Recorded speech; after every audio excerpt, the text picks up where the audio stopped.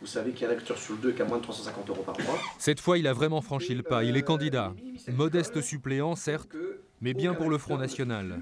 Lui, l'ancien syndicaliste agricole, patron régional de la coordination rurale, qui avait osé accueillir Marine Le Pen dans sa ferme du Sud-Manche. Un secteur où, dit-il, d'autres, plus discrètement que lui, ont fait le même choix.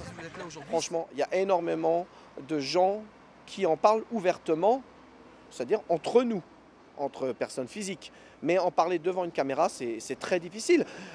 C'est peut-être la pudeur aussi. Vous connaissez beaucoup d'agriculteurs qui ont voté Le Pen? Non. Et je ne cherche pas à savoir pour qui ils votent. Là, c'est la FNSEA qui parle, le syndicat dominant. Celui qui avait invité et auditionné tous les candidats avant le premier tour. Et qui, à la veille du second, par la voix de sa présidente, prend position, sans nommer personne, en faveur de l'Union européenne. On a besoin, à la limite, de mieux d'Europe. Donc après, à chaque électeur de se positionner et de regarder le programme agricole de chaque candidat et donc de faire son choix.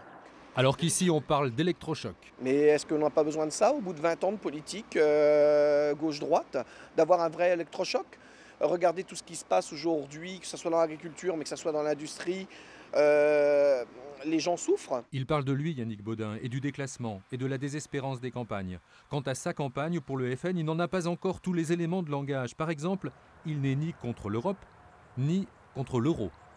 Moi, je n'ai même pas envie de revoir le franc. Moi, je suis européen. Mais par contre, je vous dis, mon leitmotiv à aller au Front National, c'est d'avoir quelqu'un qui soit capable d'aller négocier aujourd'hui ce que les autres ne seront jamais capables de négocier. Les autres, il les connaît, il leur avait fait confiance. Il avait voté Sarkozy en 2007 et Hollande en 2012.